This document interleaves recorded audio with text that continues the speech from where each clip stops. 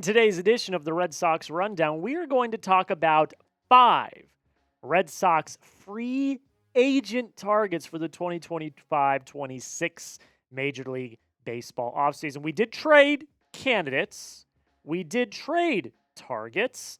Now we're going to look toward free agency. Before we get into any of this, I want to hear from you.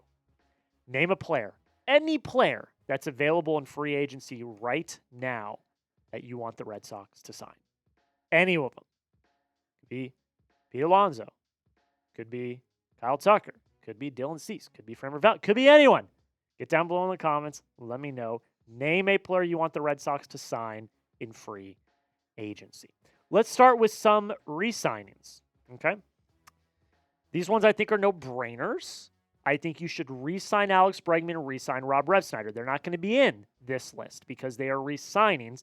The only ones in this list are organic players that have never been on your team. Refsnyder, we've talked about. It seems like he will probably be back next season. And then Alex Bregman, you already know how I feel about Alex Bregman.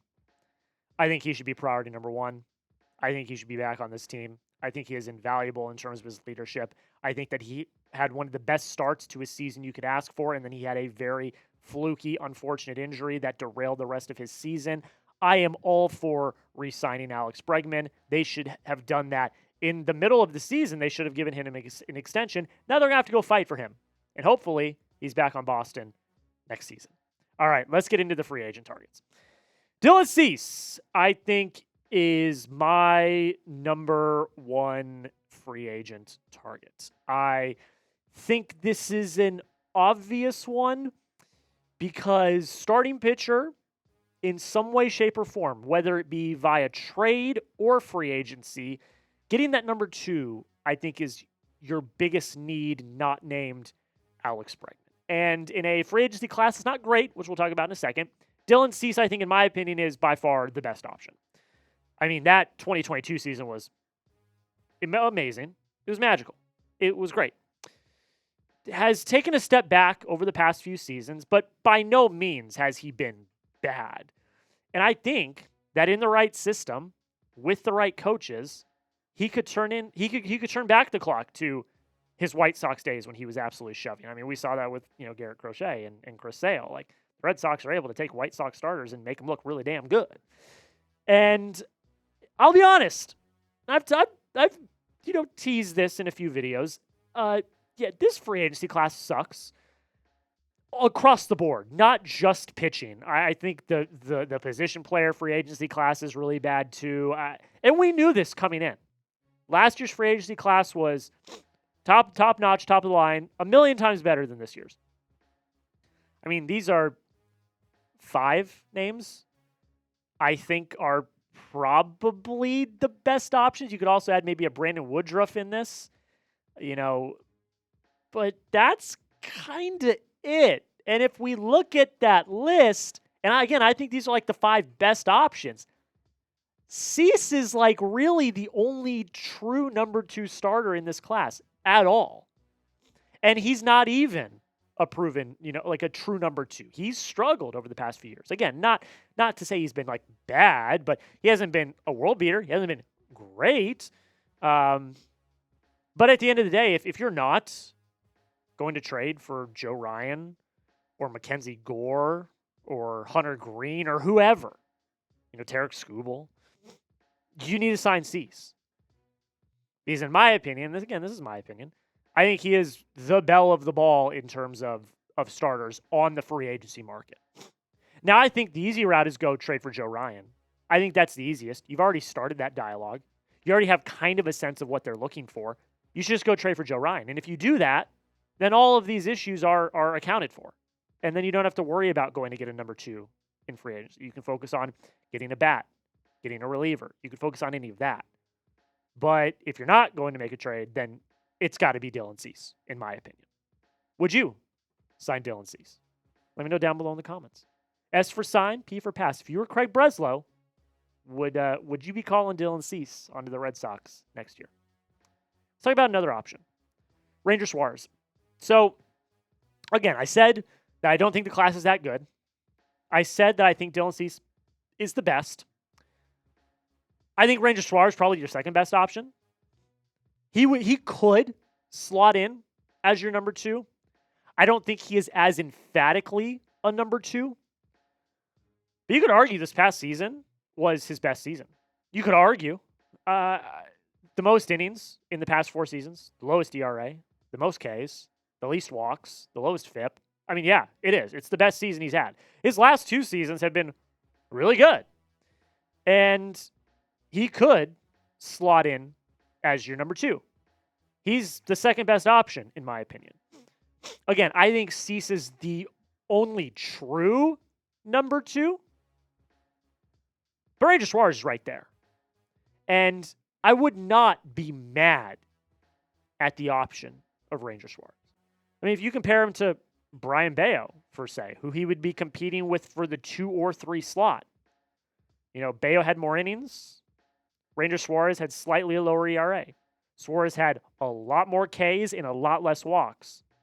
And the FIP was almost an entire tick in favor of Suarez. So my whole take on Ranger Suarez is he's not a clear number 2, like I said. I think that the only clear number 2 in this equation would be Dylan Cease.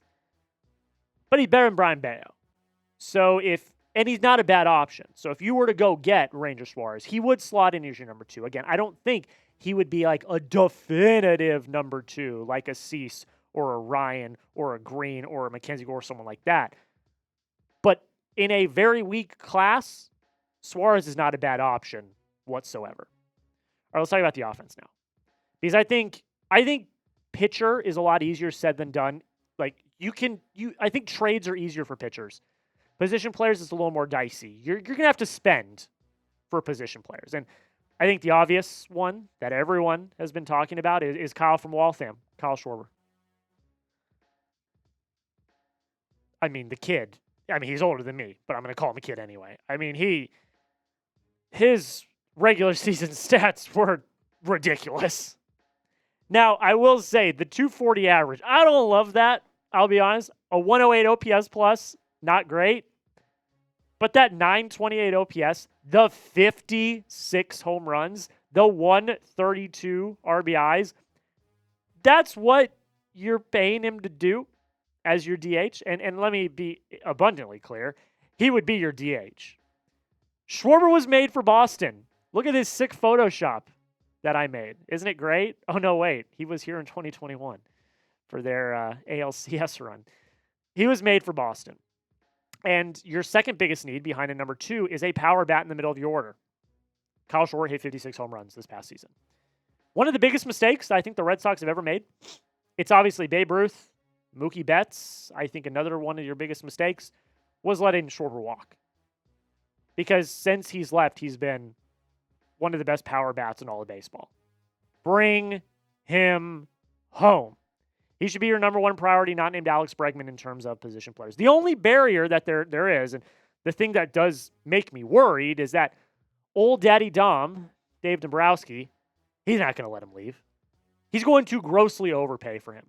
He's going to throw him a bag. However, there was the quote that came out that he was like, I don't know if we're going to be able to pay all of our best players. So that at least gives it at least a little bit of life. But at the end of the day, Schwarber is so beloved in Philly, I don't think that Dombrowski's going to let him leave.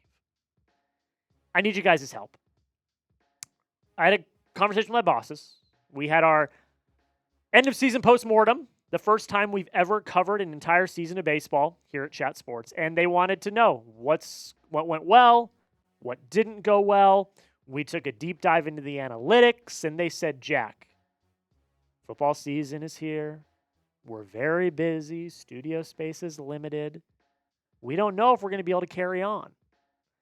And they told me, they said, convince us, prove us otherwise. They said I need to get 25 subs on this video today. They didn't tell me what would happen if I didn't. And I, as someone that gets anxious, that makes me anxious. I don't want to know what the repercussions would be if I don't.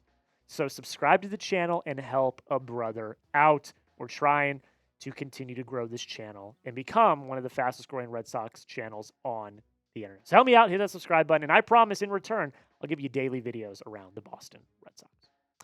Pete Alonso, number 2. Yes. And all the Tristan Casas haters are going to love this one. I'm a Tristan Casas truther. But even I think that Pete Alonso would be a really great fit in Boston. Now, there is the conversation, though, about the contract. And Mike Puma reported from the New York Post, and Tyler Milliken aggregated it, that Pete Alonso is expected to seek a contract of at least 7 years. Also acknowledged that he'd likely at some point become a DH at that point in his contract. And I do just want to say for the record, and we talked about this on a video probably a week or so ago, that this is an absolutely ludicrous asking price from Boris and Alonso. But this is what Scott Boras does. He overly pushes to get the most money possible. I could see a 5-year deal. I couldn't see a 7-year deal for a player that's about to start his age 31 season, is not going to be a first baseman the entire time, and is eventually going to turn over to a DH. I don't see a 7-year deal. I think that's absolutely ludicrous. He's a good player, though. Some might say a great player. I mean, over the last 4 years, 40, 46, 34, 38. Those are his home run totals. That's exactly the type of production you're looking for if you're the Red Sox. 144 OPS plus this past year. 126 RBIs. I would take that any day of the week. Also hit 272. That's really great. I mean, there's no doubt that Alonso would be perfect in Boston. There's no doubt about that. But I am a little reserved, at least. His defense isn't great. And we'll talk here in a second with our 5th guy, that I think another one of your huge needs is infield defense, His defense isn't great. Probably on par with Tristan Casas. And the age is a concern. Are you going to pay 7 years? Are you going to give 7 years to a 31-year-old? You guys don't want to give 5 years to Alex Bregman, who's a 31-year-old. So, do we really want to give 7 years to a 31-year-old? I don't know. And I'm not going to give a major long-term deal to someone who's going to be probably a DH for a majority of it. So he's definitely a target. I think he'd be a perfect fit. I don't know about the 7 years, though. I don't know if I would do that. If it's 5, I'm more likely. And I will say, I will be real, I don't think he gets that 7-year deal. It's like I said, Boras always overpromises and then comes down, but tries to get as much money as possible. That's what Scott Boras does. I mean, he's doing the best for his clients. I totally understand it. 7 years is ludicrous. He's not going to get it, but he will get paid. He will get a 5-year something $1 million deal. And the Red Sox could be the ones to do that. And I think they could. I don't think it's going to be like 250, 300 mil. It could be low 2s, but I think it might be high 1s. And if that's the case, you can sign him, also re-sign Bregman, and also bring it. But you could do all 3. So we'll see what happens. I'm very interested, but not for a 7-year deal. Would you sign Pete Alonso? Y for yes if you would, N for no if you would not. I know most people in my comments, because I know they all hate Tristan Casas, are going to be typing their Y for yeses. But let me know. Would you sign Pete Alonso? Y for yes, N for no. Let me know in the comments. All right, number 5. Bo Bichette. Have not talked about Bo Bichette on the channel yet. He will be playing in the World Series, according to himself. He said he was all good to go. There's a caveat with Bo Bichette. This would only be if you lose Bregman. If you lose Alex Bregman, if Alex Bregman goes elsewhere, go after Bo Bichette. If you sign Alex Bregman, I don't think you go after Bo Bichette. I like the prospect. I do. I like the thought of bringing in Bo Bichette. He's the epitome of consistency. Let's X out the 2024 season. He only played 81 games. He struggled mightily. Let's X that out. If you look at 2022, 2023, 2025, very consistent. OPS plus is in the high 120s. Constantly 90-ish RBIs. Home runs in the 20s. OPS is in the 8s. Around a 300 hitter. I mean, this season he's hit 311, an 840 OPS, 18 home runs, 94 RBIs. This year. For a shortstop, potential second baseman, I'm all for that. And if you can make this your infield, if this could be your 2026 infield, I'm all for this. Again, this is the caveat that Alex Bregman's not on the team anymore, so this is what you would do. Now, you can flip-flop Tristan Casas or Pete Alonso. Okay, I know I'm going to make all the people mad that Tristan Casas is here. But as of right now, this is what it would be. Tristan Casas at first. I would move Story to second. Bo Bichette at short. Marcelo Meyer at third. I think your infield is instantly better. Why? Because you actually have a second baseman. That's not David Hamilton and Nick Sogard. No offense to them. They're not everyday second basemen. Trevor Story would be. You need to upgrade the infield defense. It has to happen. And Bo Bichette would instantly do that. Instantly. So, again, this comes with the caveat that you do not re-sign Alex Bregman. If you re-sign Alex Bregman, you don't got to worry about Bo Bichette. I think you're perfectly fine. But if Alex Bregman ends up with Detroit, Kansas City, somebody else, I think you should throw a bag at Bo Bichette. I think he'd be a great addition to the Red Sox if you bring him in. I'm going to ask you the same question I asked at the beginning of the video. We just went over 5 plus 2 re-signings. But you let me know. Name a player that you want the Red Sox to sign. Any free agent. Go down below in the comments. I want to hear your thoughts. Let me know down below. That's where we're going to end today's video. Thank you all so much for taking the time to watch. It does mean the absolute world. You all are fantastic. I hope you all have a good rest of your day. We'll be back tomorrow with another video. And until next time, go Sox.